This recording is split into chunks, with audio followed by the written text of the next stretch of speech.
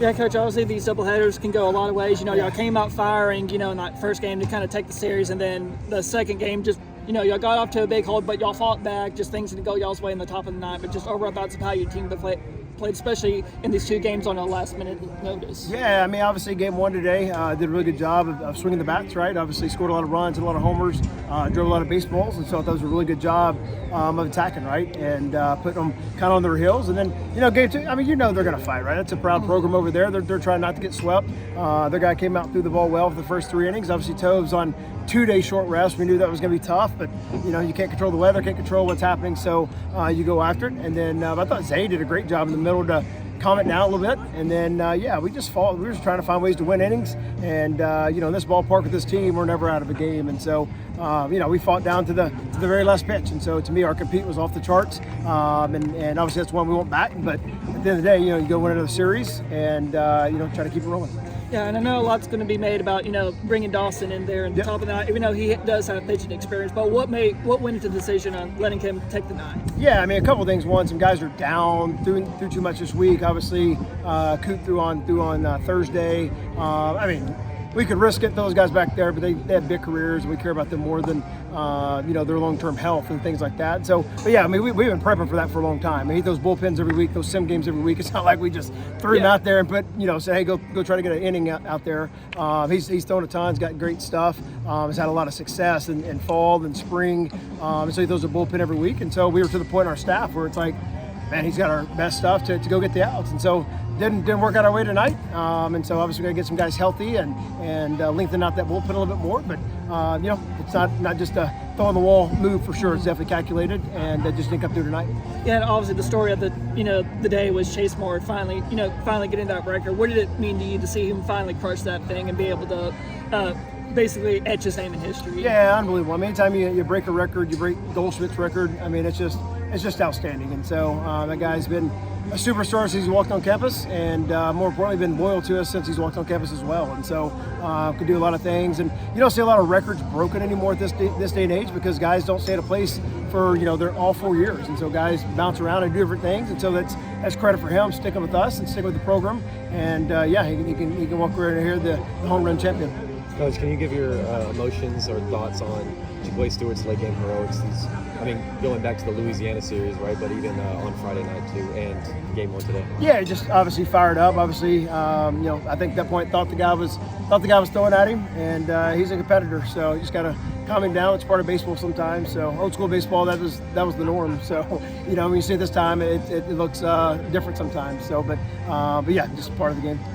Yeah, obviously this offense has been on a really big tear, especially these past couple of games. What can you say about the success this offense has been having so far? Yeah, we saw this in the fall with this group, that they could really grind out on pitchers, and you miss with one pitch and somebody can get you. And right now I think they're just feeding off their confidence and rolling like crazy. And so you got to continue to do that. But it really lengthens their lineup out when guys are. You're scared of the next guy behind them, and so you got to pitch every guy to go get them out. And so when you do that, it's tough to do. So our lineup's really linked right now.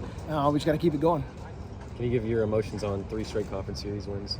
Yeah, it's hard to do.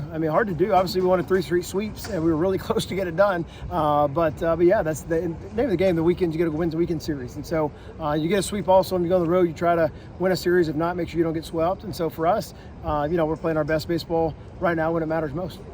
Obviously, a very big showdown Tuesday. Not only are y'all hosting Texas A&M, you also Bobcat Ballpark's going to get a new name. Yep. What can you say going up to Tuesday, and especially when it's going to be looks like it's going to be another big crowd? Yeah, it'll be awesome. It's supposed to be packed out. We'll get a couple of days rest with Saturday and then Easter on Sunday. Then we'll come back practice on Monday. But yeah, this place will be buzzing. Obviously, the Irvin and Rasmus family will be here. We'll get to honor those guys and see their name up there and get all that going. It's a huge deal for our program now, but also the future of our program. And so very thankful to those families, and so excited to watch those families get their credit out here in front of everybody and get after it. So it'll be a fun night, and to make it more fun if we come up with a win as well.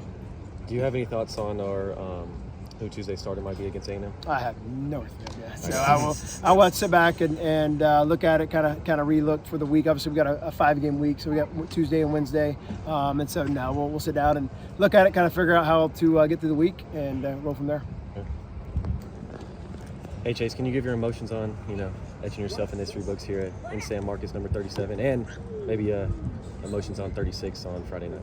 Yeah, I mean, it was awesome. I mean, it's good to have the monkey off my shoulder. Now I can just go play and not worry about anything. Yeah, I guess going into the season knowing like you're so close to that record, I guess how much pressure on you was it to not only set the record, but also just trying to keep this offense going? I think early on it was just kind of in the back of my head, and then as I got closer, it started like weigh on me a little more. But I mean, it's just about showing up every day and competing. Yeah, obviously you started your career here at Texas, with the bang, hitting, 3 straight home runs in your first 3 plate appearances, then hitting the 4 home runs. Did you ever think you were going to get to this moment where you're going to surpass Paul Goldschmidt? I mean, everybody's confident in themselves, so yeah, I would say I had a chance, and I'm glad that I could do it. Yeah, and with the winners on, you're coming up the plate. Just what did you see on that pitch, and how are you able to kind of send it over the wall? Yeah, I mean, they were kind of pitching me slow all weekend, and I kind of, after seeing the first fastball, he wasn't really commanding it. I shifted my sights to off speed, and sure enough, that's what I got. And what was going through your head when you saw that ball was definitely leaving out the ballpark? Oh, it was awesome. It was a surreal moment. I mean, I've had a lot of big swings, but that one will obviously be one of my favorites. So it's a really cool moment. And what did that moment mean to you? Not only celebrating to get with your team, but also celebrating in the fans. Being able to show their love and support for all the years you've given here to San Marcos. Yeah, that's awesome. I mean, it's really cool being here all 4 years and having all those fans and stuff really appreciate what I've done. And I mean, it's obviously not over, and it's time to get really going now. So I believe the point to the crowd was to your mom, right, Yes. over there. I was kind of just sitting right next to her, so I figured. But can you give your words to her? Any words to her?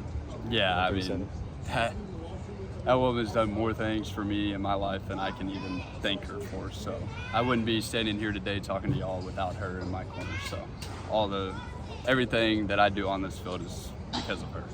And then can you speak on the teams, just how you are hitting right now, and then how the team's rolling, getting in the win column a lot? Yeah, I mean, it's a scary lineup right now. I mean, it seems like no matter who's in the box, they have a chance to hit a home run, and I think that's the name of our team is we're slugging. I mean, that's what we've talked about since the fall is go hit doubles, go hit home runs, and I think everybody's really bought into it. We're not trying to do it. We're just getting the right pitches, getting the right counts, and I think if we continue to do that, this thing's going to get really special. Yeah, what can I say about an offense? It's not just 1 or 2 people. It's basically the entire lineup that anyone can go deep and anyone can hit one off the wall to really flip this game on its head.